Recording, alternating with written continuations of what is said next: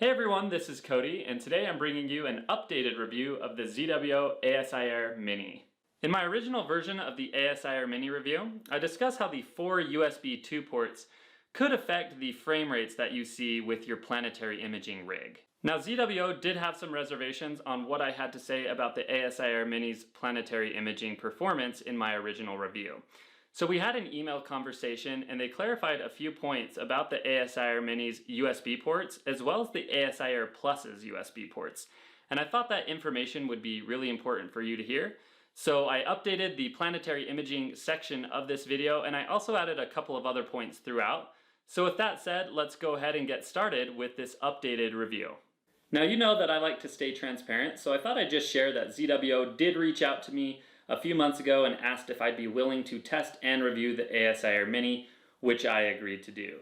Now, that said, you also know I'm an independent voice and I will refuse to review a product if I'm required to say anything about it, so the thoughts and opinions I share today are my own. So I hope you enjoy the review and you find it useful, and let's go ahead and get to it.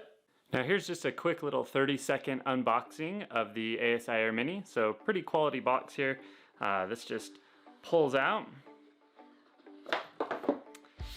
You just have the start manual, the tiny ASI Air Mini, fits just right in the palm of my hand here, and the antenna as well. Now one quick note I'd like to make is it does ship in a nice hard foam, so everything will stay nice and safe during shipping.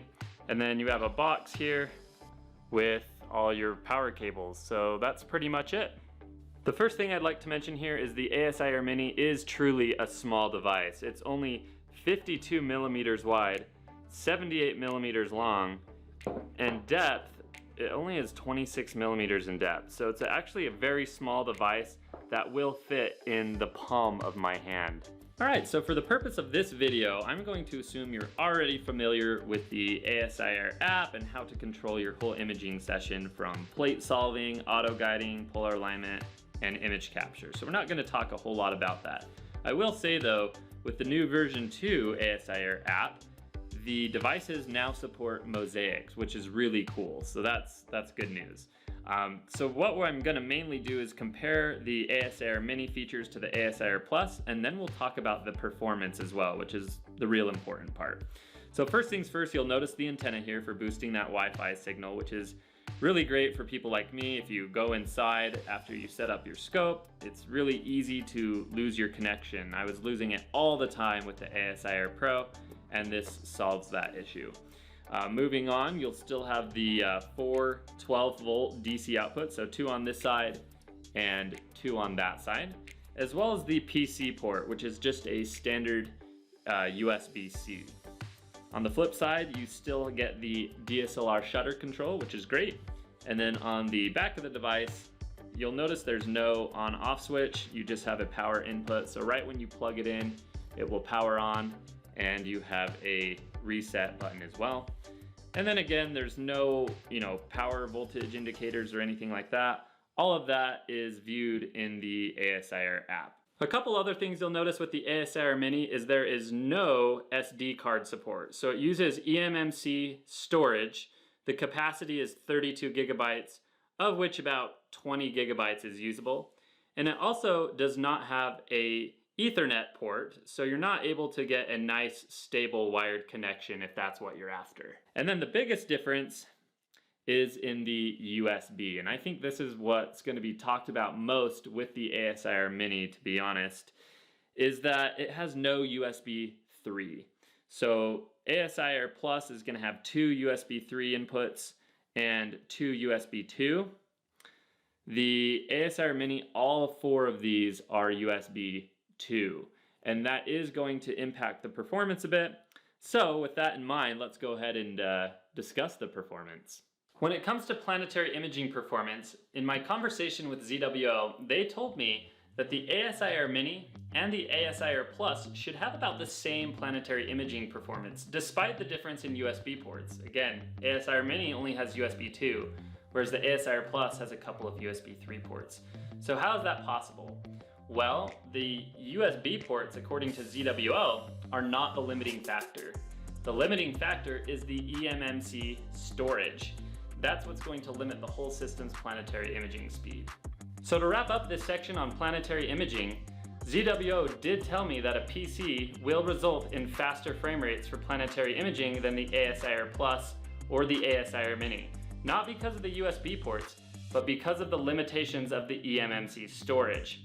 However, their counter to that is they claim that the ASI Air system is much easier to do planetary imaging with than a PC. So I'll leave the interpretation of that statement up to you. For most of my testing of the ASI Air Mini, I used the ZWO AM5 mount, the Celestron RASA 8 telescope, and the ZWO 183 MC Pro. Now performance right next to the mount was really great. I was getting about 4 to 5 megabytes per second download speed, so a full image would take like 2 or 3 seconds to download, no problem. As I moved away and I took my iPad behind glass about 30 feet away in a bedroom, the download speed did drop significantly, which is kind of expected, but it dropped a little bit more than I thought it would. So it actually takes quite a while to download a full-size image. You can maintain the connection really well, which is nice, but the download speed does take quite a while, as you will see.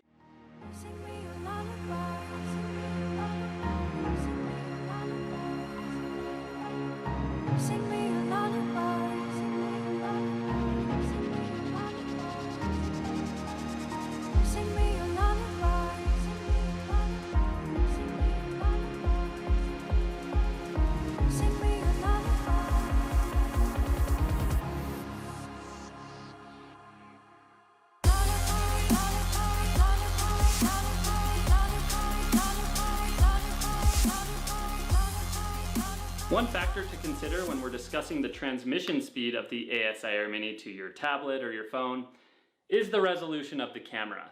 So here I have my ASI 183 MC Pro, which is basically a 20 megapixel camera, so the file sizes are fairly large.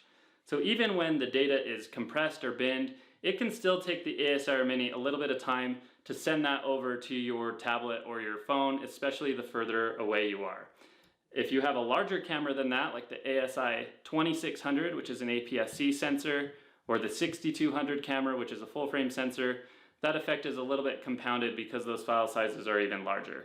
However, the write speed, the time it takes to actually write the file to the device, is almost instantaneous. Now this is a look of the nebulosity around the star Gamma Cygni, or Satyr.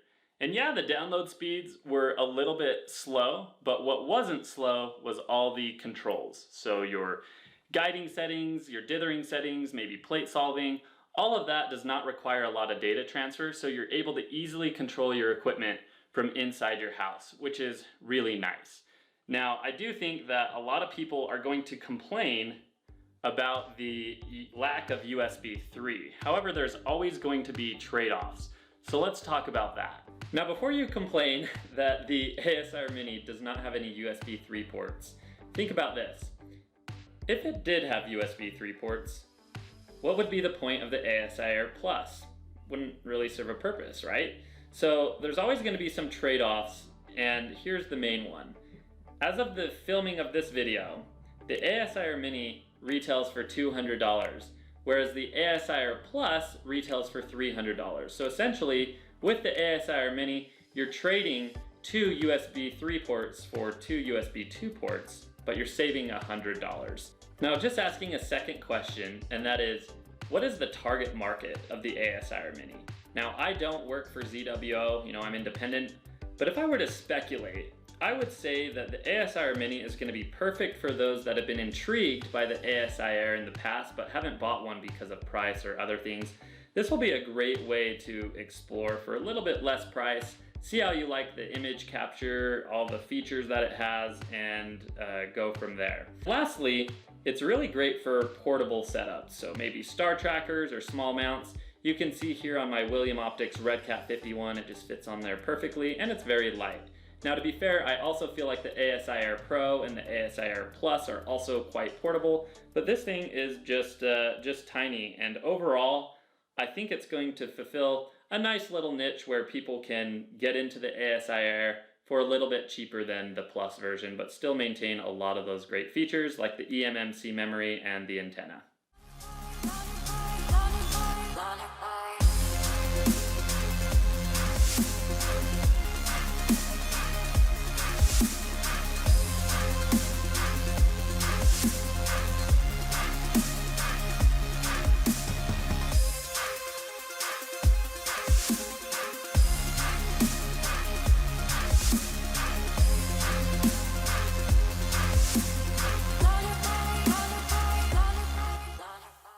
Alright everyone, well that is my review of the ZWO ASI Air Mini. So I'd like to thank ZWO for sending this to me and giving me the opportunity to test it out. I think it's a great little performer and should find a nice little niche in the astronomy market. So that said, I hope you enjoyed the review today and found it helpful. Thanks so much for watching, and go enjoy some time under the stars for me. See you later.